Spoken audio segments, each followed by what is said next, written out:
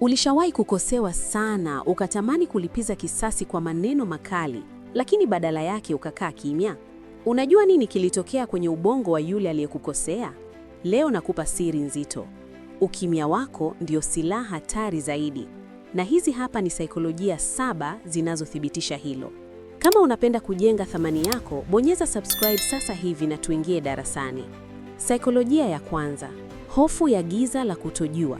The void of information. Binadamu ameumbwa na asili ya kutafuta majibu. Unapojibizana na mtu aliyekukwaza, unampa ramani ya hisia zako. Anajua umekasirika, umeumia au una wivu. Lakini unapokaa kimya, unamtumbukiza kwenye giza nene. Ubongo wake unaanza kutengeneza picha mbaya zaidi. Atajiuliza, je, amepata mwingine? Je, anapanga kulipiza kisasi kimya kimya? Au mimi simaanishi chochote tena kwake? Hofu hii ya kutojua anasimama wapi na wewe inamtesa na kumuumiza kisaikolojia kuliko tusi lolote ambalo ungemtukana. Saikolojia ya pili, kunyang'anya udhibiti, emotional starvation. Watu wengi wanaokufanya visa, hasa wale wenye tabia za sumu, toxic, wanatafuta kitu kimoja kikubwa, reaction yako. Wanataka kukuona ukilia, ukikasirika, au ukijitetea, kwa sababu hiyo inawapa nguvu ya kukutawala. Unapofanya hivyo, wanajiona washindi, lakini ukikaa kimya, unawanyang'anya remote ya maisha yako. Saikolojia inaita hii emotional starvation. Unawanyima chakula chao cha kihisia. Wanabaki na njaa ya kutaka kuona umeumia. Na wakikosa hiyo athari kutoka kwako, wanaanza kuumia wao kwa kujiona hawana nguvu juu yako. Saikolojia ya tatu, kioo cha dhamiri, the mirror effect. Sikiliza kwa makini hapa. Unapopiga kelele na kugombana, unampa yule mtu sababu ya kukuona wewe ndio tatizo. Anapata mlango wa kutokea. Lakini unapokaa kimya, unawapa kioo. Hawana mtu wa kumlaumu, hivyo sauti pekee wanayoisikia ni dhamiri zao zikiwasuta. Ubongo wao unawalazimisha kurudia tukio walilokufanyia. Ukimya wako unawalazimisha kukaa na hatia zao wenyewe kwenye chumba kimoja. Na niamini, hakuna gereza baya duniani kama kuachwa peke yako na makosa yako. Saikolojia ya 4, kuonyesha thamani kubwa, display of high value. Katika saikolojia ya mahusiano ya kibinadamu, mtu anayeweza kudhibiti hisia zake nyakati za dhoruba huonekana ana thamani kubwa sana, high value person.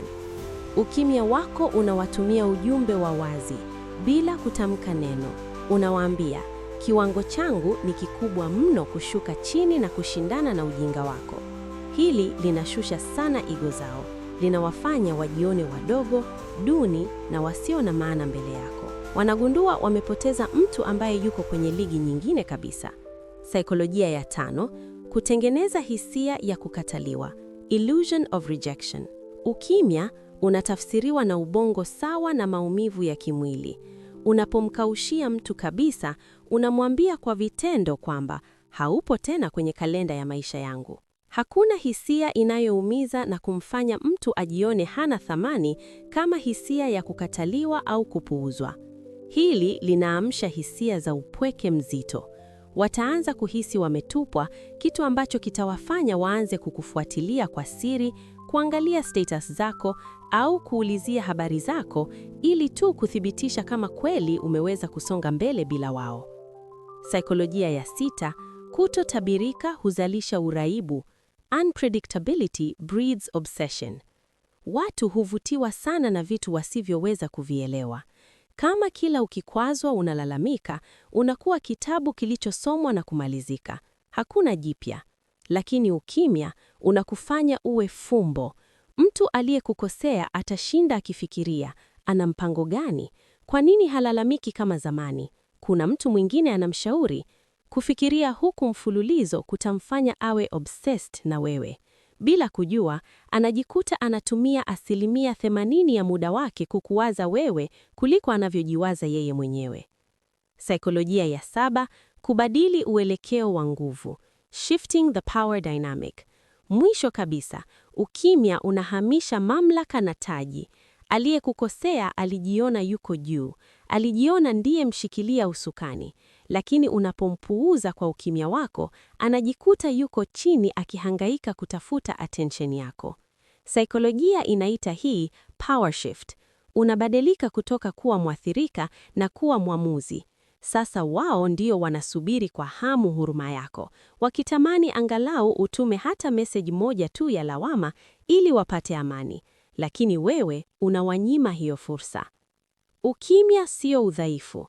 Ukimya ni kishindo kikuu ambacho kiziwi pekee hawezi kukisikia. Chagua vita vyako. Sio kila mbwa anayebweka njiani unapaswa kusimama na kumrushia jiwe. Endelea kutembea. Je, umewahi kutumia ukimya kama silaha na ikafanya kazi? Niandikie uzoefu wako kwenye comments hapo chini. Nasoma zote. Kama video hii imekujenga, gonga like, share na mtu mmoja anayehitaji kusikia haya leo, na hakikisha umesubscribe.